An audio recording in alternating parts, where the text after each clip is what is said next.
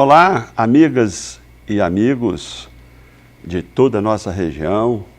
Estamos aqui dando continuidade ao nosso segundo episódio do Papo do Misa.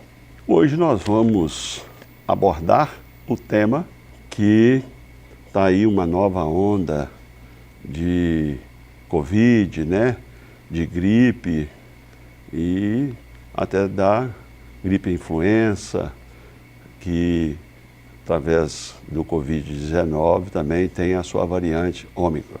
No nosso entendimento, não teria uma pessoa melhor para falar do assunto do que o médico Dr. Bruno Lissi, infectologista da Fundação Cristiano Varela, há aproximadamente 18 para 19 anos, que está aqui atendendo e colaborando com todos, não só na administração oncológica desse hospital, mas atendendo com qualidade, capacidade, conhecimento.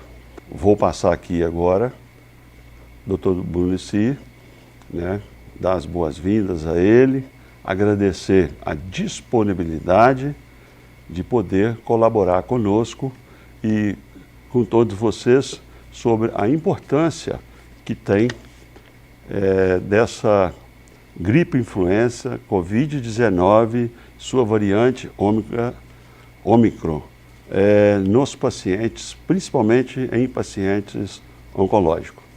Muito obrigado, Misael. Fico feliz com a apresentação, realmente já é uma história aqui na instituição, já se passam mais de 18 anos. É um prazer, muito obrigado pelo convite. Para nós começarmos aqui a entender melhor esse assunto, quais as diferenças dos contágios?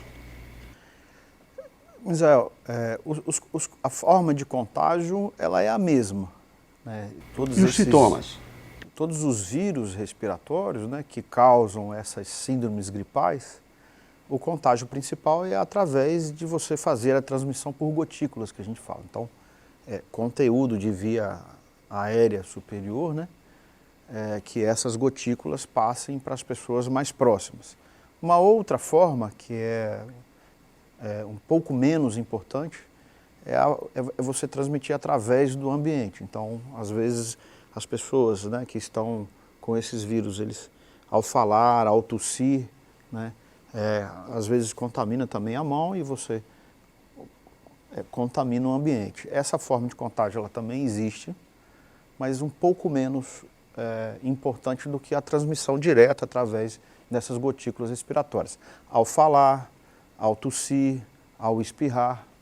Quais são as principais providências que devem ser tomadas pelas pessoas que tiverem ou sentirem esses sintomas ou esses contágios?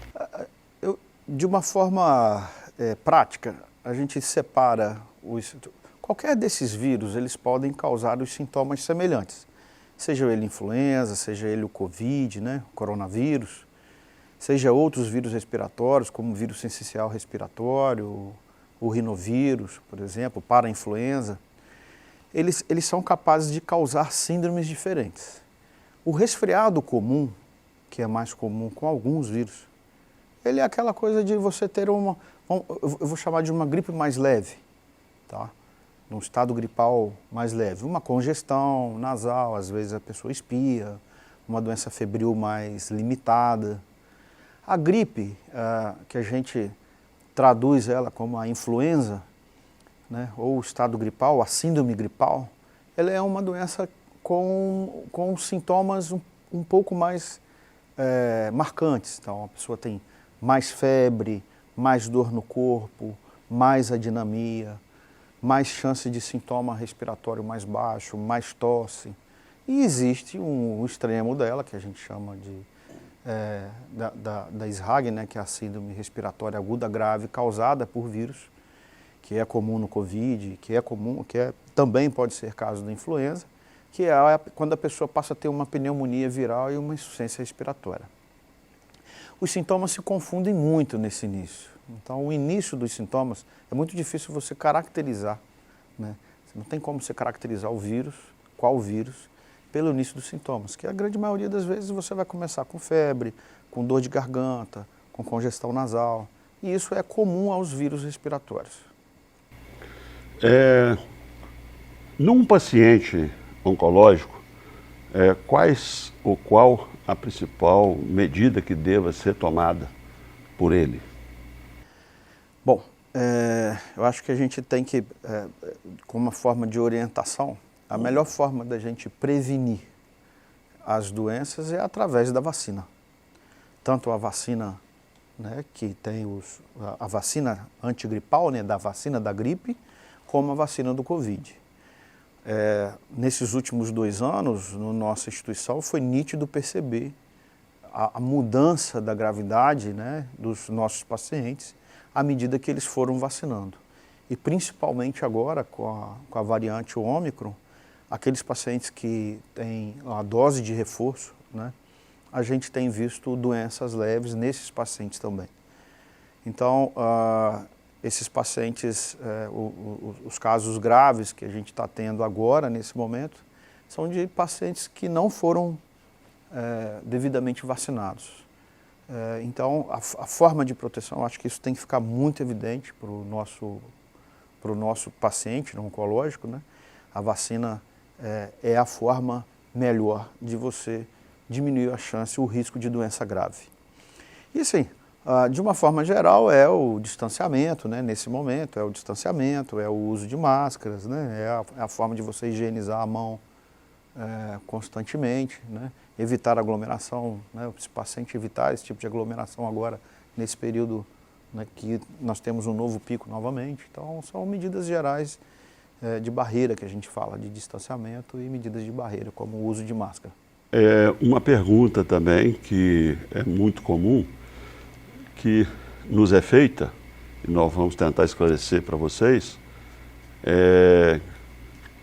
que, tendo sintoma, existe como detectar, além do teste do Covid, se está com a gripe influenza, se a pessoa está naquele momento, e como deve ser feito e que período deve ser feito. Os testes têm que ser direcionados e específicos. Existe um teste para Covid e existe o teste que é feito para influenza. Pode existir esses testes juntos. Hoje em dia tem a tecnologia, tanto do ponto de vista de teste rápido, como de RT-PCR, que você faz a coleta, e aí ele precisa diferenciar através desses exames, ele consegue diferenciar se é influenza A, B e Covid. Né? Então, o teste tem que ser direcionado, ele tem que ser pedido como isso, certo? Então, tem como se fazer os testes, mas eu tenho que solicitar de uma forma diferente.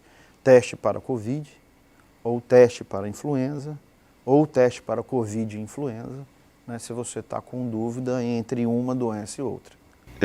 Dando sequência aqui, caso uma pessoa de uma família, né, testa positivo, seja do Covid-19, ou seja da gripe influenza, ou com a variante Ômicron, quais devem ser os procedimentos de isolamento, né?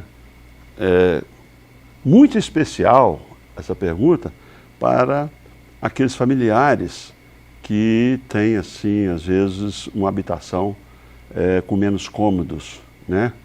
Muitos lugares para haver divisões. Em relação ao isolamento, a possibilidade de isolamento, quando se tem mais cômodos, fica mais fácil, né? As pessoas se isolar num quarto num período de maior transmissibilidade. Esse período de transmissibilidade, né, que a pessoa, na hora que ela adquire a doença e ela é capaz de transmitir o vírus, no Covid, ele começa a transmitir o vírus 24 a 48 horas antes do início dos sintomas e passa a ficar transmitindo durante, em relação à variante Ômicron, que é especial agora do momento, que é o que está circulando entre a gente, nos próximos 10 dias do início de sintomas. Assim, houve muita confusão com isso, mas o período real é de 10 dias. Após o 7º dia, apenas 10% dessas pessoas continuam transmitindo. Então, se você fizer um teste a partir do 7º dia e for negativo, você passa a não transmitir mais. Mas o certo são 10 dias de isolamento. Esse é um ponto inicial, importante. Segundo ponto é o seguinte, a forma de você transmitir é através, principalmente, de via aérea. Através da fala, através do espirro, através da tosse, são essas proximidades. Então, quando você usa as barreiras, principalmente o paciente positivo, ele usar a máscara bem adaptada, ele impede que durante a fala ele disperse esse vírus. Então, é muito importante a pessoa positiva, ela usar a máscara. Quando você associa a máscara da pessoa com a máscara da pessoa em contato, né, do outro familiar em contato, você diminui mais ainda o risco.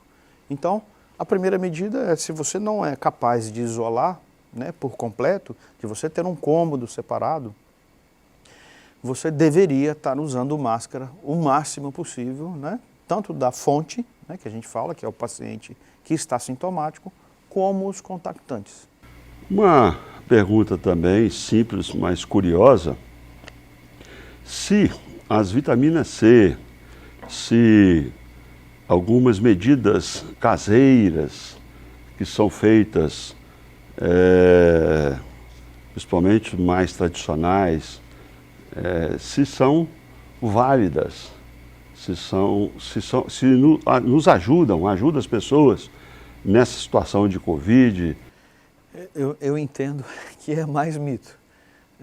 Não tem, assim, não lembro de ter lido nada de nenhum tipo de pesquisa que você diminua o risco da doença e de sintomas com o uso de vitamina C, né, chás, essas coisas. Não vai ajudar a imunizar nem nada, né? Isso aí quando tem que pegar... De uma maneira geral, eu não conheço, não lembro de ter lido nada que isso evite que a pessoa adquira ou que tenha que a doença tenha outro comportamento por conta do uso dessas, de vitamina C, de vitamina D, de chás, essas coisas assim.